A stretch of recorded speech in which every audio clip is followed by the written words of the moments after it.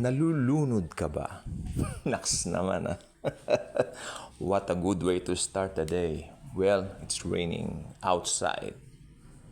Kanina pa pong umaga, no? Lakas, medyo tumila lang. Kaya sabi ko mag-vlog na. Mamaya lumakas, naririnig nyo po sa background yung ulan. Well, tama po yung tanong ko, sapagkat yan po ang ating pag-uusapan. Alam po ninyo, hindi po pare-pareho ang araw para sa mga Kristiyano. Huwag mong sabihin, uy, Kristiyano na ako. Lahat ng araw nagising ko, perfect. Lahat ng araw nagising ko, fine, I'm okay. Hindi po. Actually, mas maganda, real talk. Hindi po. Alam po ba ninyo kung bakit? Sapagkat tayo po ay nandito pa rin sa fallen world. Bagamat tayo po ay hinugasan na sa lahat ng kasalanan natin at sabi nga po ng Biblia, tayo ay binihisan na ng bagong pagkatao. Okay? At yung pagkatao natin yan ay yun doon sa totoong yan, righteousness natin. Hindi yung gawa natin na righteousness, sapagkat kung ganun po pala, di mahinang righteousness yan. Ang righteousness natin ay perfect. Ito ay righteousness ni Jesus. It's all about Him. Well, maraming pinagdaraanan ng isang Kristiyano. Like for example, siyempre, may problema, pananalapi, stress sa work, stress sa family, stress sa kung saan-saan.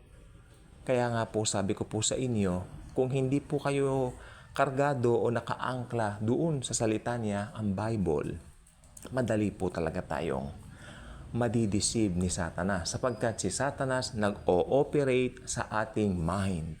Diyan po siya bumubulong. Sapagkat sa ating mga puso, he cannot penetrate it anymore since Christ lives there the moment we receive Jesus as our personal Lord and Savior. Since day one yan, Jesus will never, ever leave us anymore.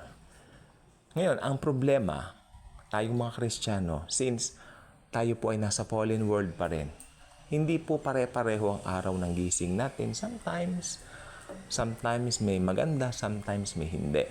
At ang masaklap po nito, may mga ibang Kristiyano na parang nalulunod sa problema. Hindi alam ang gagawin. So sana po tayo ay tumulad kay Pedro. Nung siya po ay lumulubog, nagpasimula siyang lumubog dahil tinignan po niya yung waves sa kanyang paligid. You know what? Kung hindi po niya tinignan yung mga waves sa kanyang paligid when he asked Jesus to go there, doon sa kanyang kinatatayuan, sabi niya, Panginoon, pupunta po ko din sa kinatatayuan mo. O sige, Pedro, halika, lumakad ka. So si Pedro lang po sa buong mundo, maliban sa Panginoong Hesus. Ang Panginoong Hesukristo kasi Diyos. Okay. So sa mga creation, si Pedro lang po ang nakalakad sa tubig. Huwag mong sasabihin sa akin na, may mga magician lumakad. Magician po yan, may mga tricks yan. Pero si Pedro, walang tricks. Hindi po pwedeng sabihing tricks yung paglakad ni Pedro sa tubig. Ano po yun? Power. Power from Jesus. Malamang sabi ng mga Bible scholars, si Peter nakalakad po ng hanggang 4 na hakbang, 4 steps.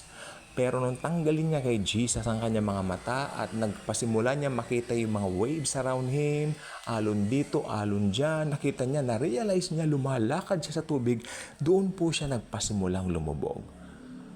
Ngayon, kung tinanggal pala natin kay Jesus ang ating mga paningin, lulubog tayo. Ganon din po ngayon sa panahon natin, si Jesus nagsasalita po ngayon sa atin through the Bible. Hindi po siya pwede mag-speak sa atin sa kung saan saang mga ewan-ewan diyan sa palipaligid. No, sa Bible lang po siya nag-i-speak sa atin. Ngayon, pag hindi ka nagbasa ng Bible, hindi ka nagbabad sa kanyang mga salita, asahan mo, kapatid, brothers, brethren, sisters, lulubog po tayo. Ibig pa sabihin, pag lumubog ka, mawawalang salvation mo. Hindi. Ibig sabihin, madali kang mai-stress, madali kang kakapitan ng problema, i-entertainin mo yung mga problema mo, mawawala yung joy mo. Pero kung alam mo kung kanino ka nakaangkla sa Panginoong Hesus, hindi mawawala ang iyong joy. Kaya subscribe na kayo dito at ipagsigawan ang pangalan ni Jesus. Thanks. Jesus truly loves us all.